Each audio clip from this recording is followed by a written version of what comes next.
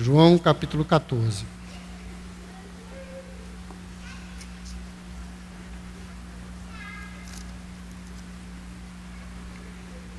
A palavra do Senhor, ela nos diz assim: Não se perturbe o coração de vocês. Creiam em Deus, creiam também em mim. Na casa de meu pai há muitos aposentos. Se não fosse assim, eu teria dito a vocês: vou preparar lugar para vocês. E quando eu for e preparar lugar, voltarei e os levarei para mim, para que vocês estejam onde eu estiver. Vamos a mais uma palavra de oração. Santo Deus, a tua palavra cantada, ó Deus, acalmou os nossos corações e já falou profundamente a cada um de nós. Agora, Senhor, ajuda-me, ó Pai, na pregação do teu evangelho. Que não seja eu o empecilho para que os meus irmãos ouçam a tua voz. Que os seus corações sejam terreno fértil para a tua palavra e que haja muitos frutos, ó Deus, da tua palavra em seus corações. Ajuda-nos neste momento a ouvirmos a tua voz e respondermos com obediência amorosa. No nome de Jesus te agradecemos e pedimos. Amém. Antes de começar, uma rápida palavra aqui sobre quem sou eu, né? Alguns irmãos talvez não saibam. Meu nome é Aldeci, eu sou membro dessa igreja desde 2017 e atualmente eu sou seminarista no Seminário Presbiteriano do Norte. Essa é a primeira vez que eu vou pregar aqui na igreja. Fiz até um penteado novo, especial para hoje, né? Eu sou péssimo com piadas, né? Mas é isso. Mas que o Senhor nos ajude e nos capacite. Irmãos, na última segunda-feira, eu fui ao médico e saí do médico com uma receita. Imediatamente parei na farmácia e comprei o medicamento. Só que eu não percebi, e o atendente também não percebeu, que o medicamento era para ser de 2 miligramas.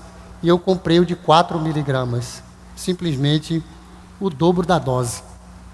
Cheguei em casa, eu tomei o remédio, me deitei, fui dormir normalmente. Quando foi na terça-feira pela manhã, às 4h30 da manhã, eu me levantei para ir para Recife. A minha esposa levantou, foi fazer o café da manhã. Enquanto ela estava na cozinha, eu fui ao banheiro. E de repente, um forte barulho. Quando eu abri os olhos, estava minha esposa diante de mim, com os olhos e a voz trêmula, me chamando. A superdosagem do medicamento me fez perder os sentidos. Eu bati a cabeça numa prateleira e caí. Dali eu só percebi quando ela me chamou. Os olhos trêmulos e a voz dela, ali trêmula, preocupada, angustiada, né? É mais ou menos o que a gente pode ver aqui nesse trecho do Evangelho de João. O Evangelho de João, ele é o meu evangelho predileto, ele é o meu preferido. Eu gosto de ler esse evangelho constantemente. É o 4º evangelho da Bíblia, né? E a tradição da igreja reconhece que esse evangelho foi escrito pelo apóstolo João por volta dos anos 90 depois de Cristo. O autor, ele não está identificado lá em todo o evangelho. Você vai ler o evangelho completo de João e não vai ouvir e nem vai ler em momento algum dizendo João disse isso. Não, ele não está identificado. Mas dá para ver que ele é um judeu palestino que está familiarizado com os costumes e observâncias religiosas judaicas. E ele afirma no capítulo 19 que foi uma testemunha ocular dos eventos que ele relata. Ele sempre menciona um discípulo que ele nunca nomeia, a quem ele se refere como o discípulo a quem Jesus amava. Se nós compararmos o capítulo 1 de João com o capítulo 1 de Marcos, nós vamos ver que, não tenho dúvida, foi João que escreveu esse evangelho. O apóstolo João, ele foi o único discípulo de Jesus que morreu de morte normal, natural. Todos os outros morreram por meio do martírio. João, no capítulo 20, versículo 31, ele diz que ele escreveu esse evangelho para que creiais que Jesus é o Cristo, o Filho de Deus, e para que, crendo, tenhas vida em seu nome. O texto no qual nós nos concentramos nesse sermão é o trecho das últimas instruções de Jesus aos seus discípulos, que vai ali do capítulo 13 até o capítulo 17, mais ou menos. Ao compararmos o texto de João com o texto de Lucas 19, principalmente, nós vamos perceber que Jesus ele estava em Jerusalém. Quando ele entrou em Jerusalém, ele foi até o templo, ele expulsou os vendilhões do templo e passou a ensinar lá no templo. E durante esse ensino, Jesus teve que enfrentar o questionamento da sua autoridade e também fez muitos ensinos por parábolas. Depois disso, Jesus se recolheu com os seus 12 apóstolos, os seus 12 discípulos, os mais próximos, para celebrar a Páscoa e dirigir as últimas palavras antes do seu martírio e morte. Ele instituiu a ceia, declarou que seria traído por um deles. Ensinou os discípulos sobre humildade e amor, avisou Pedro que ele o trairia, que ele o negaria, aliás, e confortou os discípulos por causa da sua partida, prometendo-lhes o outro Consolador, o Espírito Santo. Após isso, João descreve a oração sacerdotal de Jesus no capítulo 17, e ele também fala da prisão, morte e ressurreição de Jesus. Esse é um panorama daquilo que diz o Evangelho de João. No instante em que Jesus fala as palavras que nós lemos agora, no capítulo 14, versículos de 1 a 3, eram 11 os que estavam com ele. Judas já havia sido despedido, e esses 11 estavam com suas mentes estupefatas pelos acontecimentos que estavam por vir. Jesus os deixaria sem que soubesse para onde ele iria, nem poderiam segui-lo. Um deles era um traidor, mas não fora claramente identificado. Pedro o negaria e todos fugiriam e perderiam coragem. Era um quadro desolador. Está tudo acabado. E agora? Tinha muita angústia no coração daqueles homens. Assim também somos nós, irmãos, diante das vicissitudes da vida. O que fazer quando tudo parece estar perdido? Existe como encontrar sossego para a alma num turbilhão de dificuldades, como doenças, abandonos e tragédias? Nesse texto, Jesus nos diz que a fé nele nos ensina e nos ajuda a ter paz num mundo quebrado pelo pecado. E é nisso que eu quero meditar com os irmãos nesta noite. Como viver sossegado num mundo quebrado pelo pecado? Este texto ele nos traz algumas respostas. A primeira resposta que nós temos é que para viver sossegado no mundo quebrado, nós precisamos crer que quem nos consola é o próprio Deus.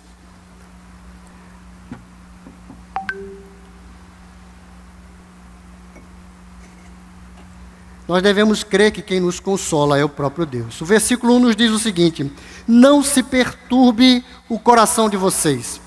Creiam em Deus, creiam também em mim. O que significa estar perturbado? Estar perturbado significa estar perplexo, atribulado, inquieto, incomodado, angustiado. O verbo no original é usado para expressar um estado de perplexidade interna, uma agitação emocional. A solução que Cristo dá é: não fiquem agitados em si mesmos.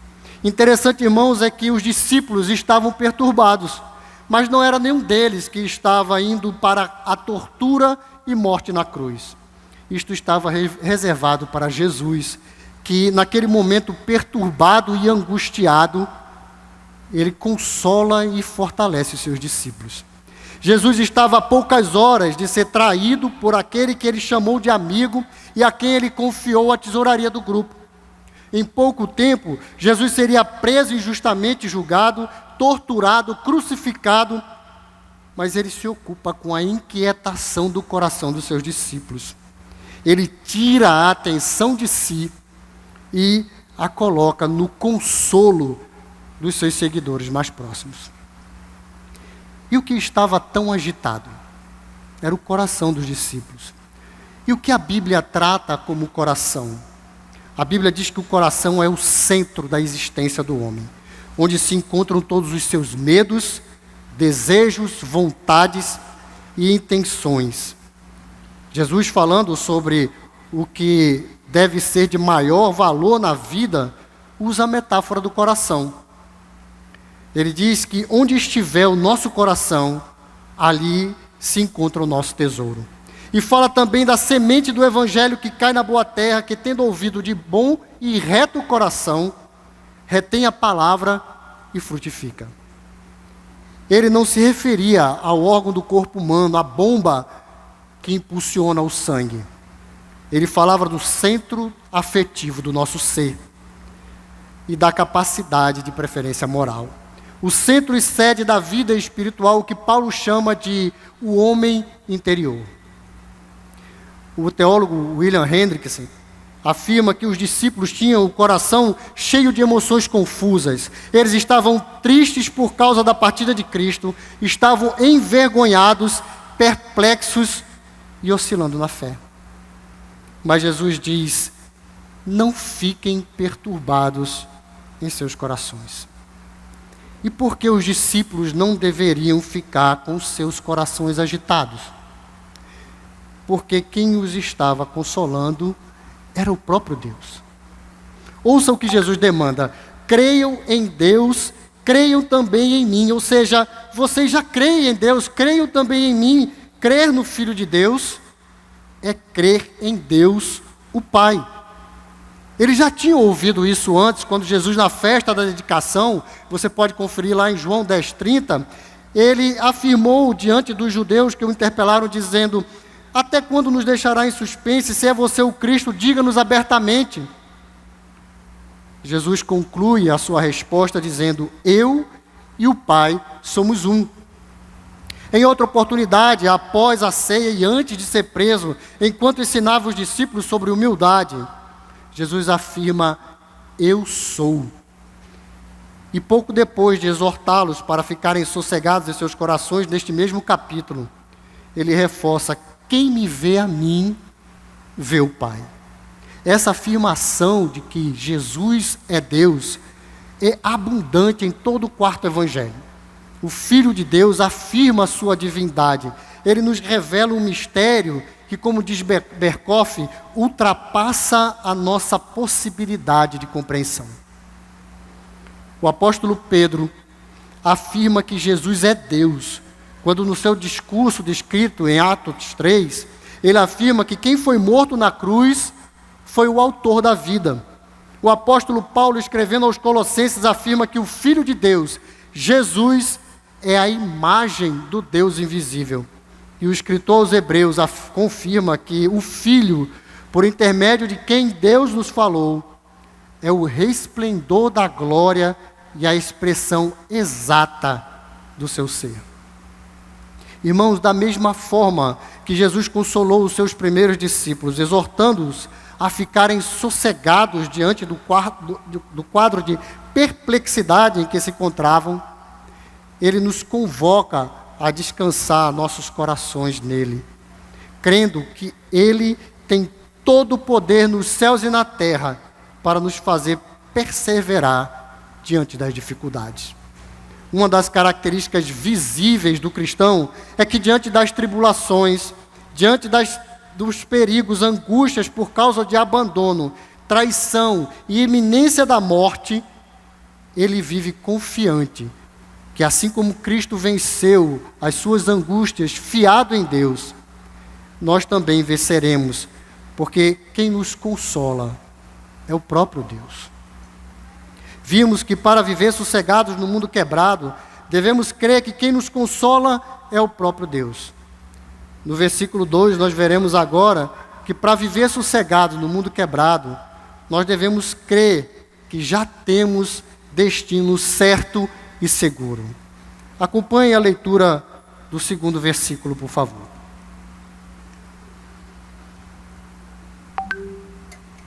devemos crer que já temos destino certo e seguro.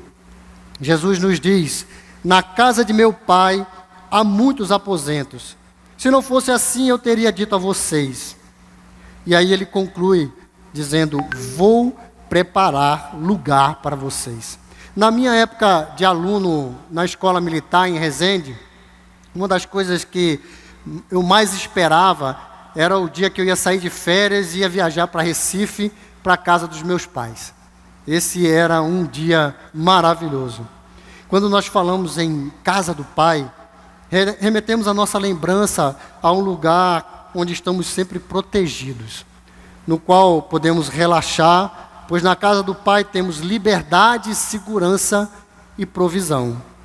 Pelo menos deveria ser assim, né? Na realidade do mundo quebrado, a coisa é bem diferente, se não totalmente o contrário do que a Bíblia diz. Mas a realidade bíblica afirma que a casa do Pai é um lugar de satisfação. Essa é a promessa de Jesus. Eu estou indo para a casa do Pai e lá tem lugar para vocês também. Jesus consola seus discípulos, prometendo-lhes o que ninguém mais poderia prometer. Crendo em Jesus e, por consequência, em Deus, eles teriam a vantagem de receber um lugar celestial para morar. As agonias da vida que estavam por vir com a saída de cena do Salvador foram aliviadas pela certeza de uma morada muito superior, preparada especialmente para eles pelo próprio Mestre. O que vemos aqui é que Jesus promete um lugar seguro e real para morarmos. Essa imagem era vívida para os judeus, pois conheciam a história do seu povo. Essa promessa foi feita quando Deus selou o pacto com Abraão. Na ocasião, Deus lhe fez a promessa de dar a terra da sua peregrinação aos seus descendentes. Eles sabiam também de como Deus havia prometido, quando eles fossem libertados do Egito, uma promessa de levá-los para a terra onde tinha leite e mel. E Deus cumpriu essa promessa. Deus também fez a promessa de quando eles fossem libertos dos 70 anos de cativeiro na Babilônia, eles voltariam para a terra de Israel. E Deus também cumpriu essa promessa. Agora, diante dos discípulos apavorados, ansiosos sobre o futuro, Jesus reaviva a promessa de um lugar seguro sob sua própria proteção. Um lugar de morada eterna na sua presença para todos os descendentes de Abraão, que são mais numerosos do que as estrelas do céu. Um lugar para todos os eleitos de Deus. Um lugar que as Escrituras também descrevem como novo céu e nova terra. Isaías já profetizava sobre esse lugar no Espírito do Senhor, quando disse: porque como os novos céus e a nova terra que hei de fazer estarão diante de mim, diz o Senhor, assim há de estar a vossa posteridade e o vosso nome. E o próprio evangelista João descreve na revelação que recebeu do Senhor, quando ele estava exilado na ilha de Patmos, ele fala: vi novo céu e nova terra. Eis o consolo imensurável que Jesus está prometendo aos seus discípulos.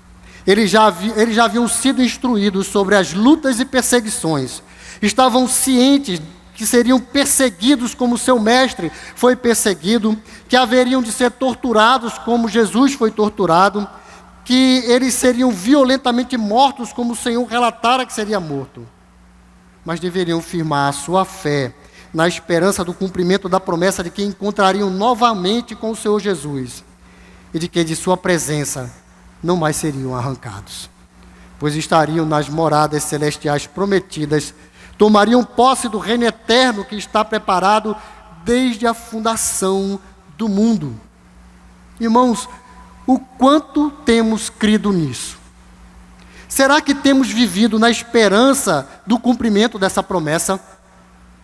Ou temos andado nessa vida como um nietzschiano, para quem a vida não faz sentido e a única realidade é a que podemos ver, e por isso vale tudo para realizar os nossos desejos? Ou temos seguido uma religião kierkegaardiana, numa religião em que a esperança é fonte de frustração por se basear num futuro imprevisível. Veja só a realidade como é diferente. Jesus, diante da tristeza e dúvida de Marta, ela estava triste e em dúvida sobre o que iria acontecer depois da morte de Lázaro, seu irmão. E aí Jesus chega para Marta e diz assim: eu sou a ressurreição e a vida. Quem crê em mim, ainda que morra, viverá, e todo o que vive e crê em mim, não morrerá eternamente. Crês isto? Nós cremos nisso? Portanto, irmãos, pela fé em Cristo, o Filho de Deus, podemos viver sossegado neste mundo quebrado, porque sabemos que temos destino certo e seguro na companhia do nosso Salvador, Jesus Cristo, o próprio Deus. Continue acompanhando o meu raciocínio, meus irmãos, por favor. Já vimos que para viver sossegados no mundo quebrado, devemos crer que quem nos consola é o próprio Deus. E também que devemos crer que temos destino certo e seguro. Por fim, para viver sossegados no mundo quebrado, no versículo 3 nós veremos que devemos crer que é Jesus quem nos conduz à morada segura. Devemos crer que é Jesus quem nos conduz à morada segura. Jesus diz no versículo 3, e quando eu for, voltarei, quando eu for e preparar lugar, voltarei e os levarei para mim, para que vocês estejam onde eu estiver. Sempre que a gente sai em direção a algum destino, é sempre importante que a gente saiba para onde iremos, qual o meio de transporte que a gente vai usar e para onde iremos. Como iremos, na verdade. Para onde iremos, o meio de transporte e como iremos. Nós estamos indo em direção ao céu para o encontro com o nosso Salvador. É Ele mesmo, o Cristo, quem nos transportará para lá. Ele é o caminho que nos leva ao céu.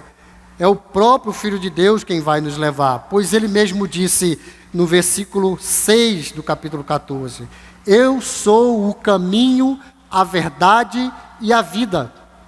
Ninguém vem ao Pai senão por mim. Jesus diz, quando eu for. Em todas as oportunidades em que Jesus relata a sua partida aos seus discípulos, em todos os textos dos evangelhos, ele menciona isso como uma realidade inevitável. Jesus não apresenta uma possibilidade. Ele apresenta uma certeza da sua partida. Ele reafirma que partirá e que vai preparar o lugar a que se referiram anteriormente. Em Mateus 25:34, o Salvador ensinou que esse lugar já está preparado desde a fundação do mundo. Então, como conciliar Mateus 25:34 com João 14:3? Um teólogo chamado D.A. Carson, ele nos ajuda a entender esse texto, explicando que as palavras pressupõem que o lugar existe antes de Jesus chegar lá. Não se trata dele entrar em cena e depois começar a preparar o terreno. Ao contrário, no contexto da teologia joanina, é o próprio ato de ir, via cruz e ressurreição, que prepara o lugar para os discípulos de Jesus. Dessa forma, podemos ter a certeza de que, considerando que Cristo foi morto, sepultado, ressurreto e assunto aos céus, este caminho já está preparado. Basta-nos agora seguir por ele até o momento do encontro triunfal com o Senhor da glória, na sua eterna morada de glória. Preparado o caminho, Jesus promete retornar para o seu povo e levá-lo para si. A palavra traduzida como levarei, também pode ser traduzida como receberei. E ela tem como sentido principal o de uma pessoa que recebe outra para segurar de perto. Ou seja, Jesus diz que vai receber seus discípulos e cuidar deles pessoalmente, ficando ao lado deles. No versículo 18 deste mesmo capítulo, ele vai afirmar isso dizendo: não vos deixarei órfãos, voltarei para vós outros. E por qual razão Cristo retornará e nos receberá? Está escrito no texto, ele mesmo explica: para que vocês estejam onde eu estiver. Novamente, Jesus usa uma linguagem conhecida do judeu. Em Êxodo 25:8 e 29:45, Deus prometeu viver no meio do seu povo e cumpriu essa promessa por meio do tabernáculo e por meio do templo.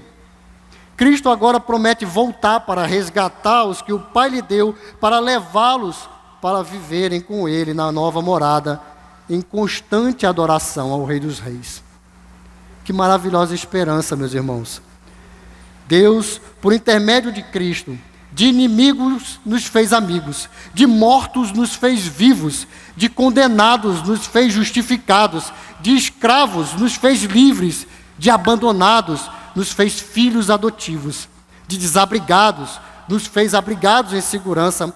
Ele transforma a tristeza em alegria, a ansiedade em segurança, a dúvida em certeza, a desorientação em orientação, a desesperança em esperança, a cegueira em visão e a angústia em sossego. Logo, podemos nos apegar à promessa feita pelo Salvador de que Ele mesmo virá nos resgatar deste mundo para nos conduzir em segurança, para vivermos na sua gloriosa presença. Apegados a essa promessa, podemos viver sossegados neste mundo quebrado, porque cremos que é o próprio Jesus quem nos conduz à morada segura. Podemos estar certos de que nosso Senhor Jesus, o Deus que nos consola com suas promessas e nos garante um lugar certo e seguro para morarmos, Ele mesmo se encarregará de nos conduzir à morada celestial. E diante dessas verdades, irmãos, o que faremos nós? O que faremos nós diante do que ouvimos? De início, eu quero trazer vocês para refletir junto comigo sobre a origem das nossas inquietações. É muito comum que nossas ansiedades comecem por um cuidado individual como foco principal da vida. Constantemente estamos concentrados em nossa performance, pois disso depende o nosso salário, a nossa reputação e a nossa aceitação diante dos outros. É um pai ou uma mãe que acha que precisa lutar a qualquer custo pelo amor dos seus filhos. Um marido ou uma esposa que acha que é o seu desempenho que definirá a perseverança do seu cônjuge ao seu lado. Um líder que acredita que seus liderados precisam vê-lo constantemente bem para manter a sua credibilidade em alta. Todas estas coisas podem nos conduzir a um estado de angústia e inquietação por causa do foco em si e não no reino de Deus. Os discípulos de Jesus declaravam que estavam dispostos a lutar por Ele contra os líderes religiosos e contra os romanos. Mas, ao mesmo tempo, eles disputavam entre si quem era o maior no reino dos céus. Nós também somos capazes de fazer coisas parecidas com essa. Para combater perturbações desse tipo, eu quero propor 3 desafios para nós nesta noite. O primeiro desafio é: corrija a sua teologia. Corrija a sua teologia. Nós precisamos crer que a Bíblia é a palavra de Deus e viver por ela. Creia que seus ensinos, mandamentos, ameaças e promessas são a palavra do Deus Criador, Governador, Juiz, Salvador e Redentor. Esforce-se para viver e obedecê-la em seus ensinos por amor, por confiança de que Deus o fará perseverar na fé e na esperança nas suas promessas. Jesus, o Deus encarnado, tem um compromisso pactual pactual com seu povo. Nesta aliança, nós somos beneficiados com a adoção. Não há merecimento. Portanto, confie que, se fraquejar, você o tem ao seu lado para lhe fortalecer. Conhecer e continuar em conhecer a Deus todos os dias é o caminho acertado para encontrar a paz que excede todo o entendimento. O segundo desafio é: aproprie-se dos meios de graça. Para corrigir a sua teologia, você terá que se dedicar aos meios de graça, principalmente à leitura das Sagradas Escrituras e à oração. É de extrema importância o cultuar no dia do Senhor, cantar louvores em todo o tempo, reunir-nos nos pequenos grupos para reflexão bíblica. Mas nenhuma dessas práticas substitui o devocional pessoal e em família. As ocupações são muitas e parecem urgentes. Mas deixe-me fazer uma pergunta que me foi feita recentemente, e eu considero essa pergunta uma pergunta muito séria. Eu queria que você ouvisse essa pergunta e refletisse sobre ela e sobre a sua seriedade. Você tem certeza que você se arrependeu dos seus pecados e que eles foram perdoados? Se você tem certeza, isso não é motivo suficiente para você dar prioridade na sua rotina ao relacionamento com quem lhe concedeu essa maravilhosa graça? Então, ouça Deus falar com você pela palavra e responda com orações e prática dos ensinos das Sagradas Escrituras. Não faça seu devocional como barganha com Deus, nem como um checkpoint, mas com gratidão e amor por já ter recebido tudo o que você precisa para a vida. E mantenha o relacionamento com os irmãos na fé. A comunidade cristã é o lugar onde nós podemos encontrar apoio e segurança para os dias maus. O apoio mútuo nos fortalece. Esse apoio deve ser realizado com exortação, edificação e consolo mútuos, a fim de alcançarmos a maturidade na fé em Cristo. Por fim, irmãos, eu quero trazer o terceiro desafio. Sossegue seu coração nas promessas de Jesus. Ao corrigir sua teologia, você verá os atributos de Deus. Ele é eterno, imutável, justo, bom e fiel. Nós somos finitos, inconstantes, injustos em nós mesmos. Justos por causa da justiça de Cristo somente.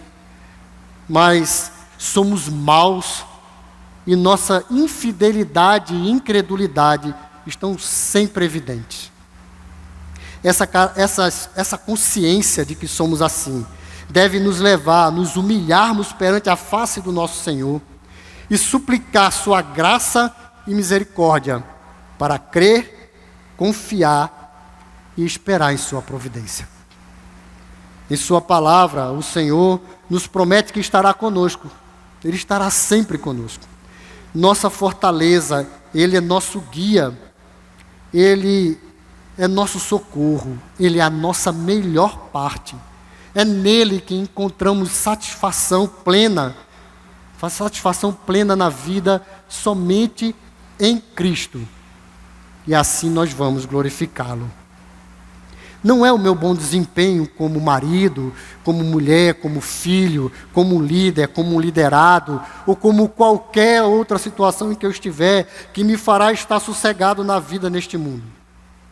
O consolo real somente vem quando nos movemos na direção de Deus e crescemos na confiança em seu caráter e ação. Confiantes de que Ele é sábio, Ele cuida de nós, Ele está no controle de cada situação e Ele é bom. Então, planeje o futuro, trabalhe duro, vá ao supermercado, cuide da sua saúde, da sua e dos seus entes queridos, eduque seus filhos, pastoreie o seu coração, o coração da esposa, o coração dos filhos. Arrume a sua casa, prepare o alimento, estude, mas faça tudo isso enquanto confia os resultados a Deus, porque Ele tem cuidado de nós. Ele não nos tira do mundo, mas nos preserva do mal no mundo. Criamos nisso, irmãos. E você, meu amigo, que ainda não faz parte do povo da aliança, os que você chama de crentes, você crê nisto que foi falado? Você está disposto a crer no Senhor Jesus para a sua salvação dos seus pecados e libertar você dos pecados que lhe escravizam e causam angústia e perturbações? Tenha certeza de que, se corrigir a sua teologia, crendo em Deus e em seu poder, se fizer uso constante dos meios de graça para conhecer a Deus e confiar em suas promessas para esta vida e para a vida após a morte, você encontrará razões suficientes para viver sossegado neste mundo quebrado pelo pecado. Finalmente, irmãos, nesse mundo quebrado, o mundo quebrado pelo pecado e os nossos corações infectados pelo pecado, normalmente nos deixam agitados em nosso ser. Nada a não ser Jesus, o Cristo de Deus, o Supremo Pastor, poderá tranquilizar nossa alma atribulada.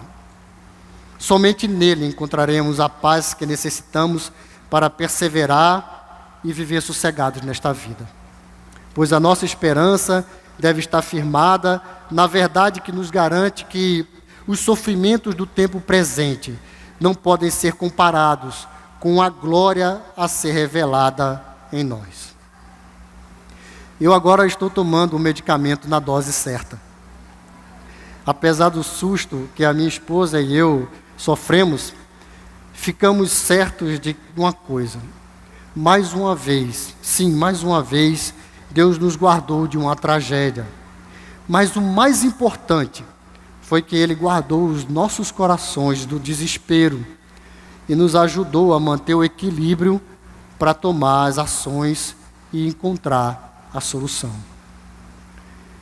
Concluindo, eu quero lembrar de alguns trechos de um hino escrito no século XVI, num contexto de extrema angústia e perplexidade.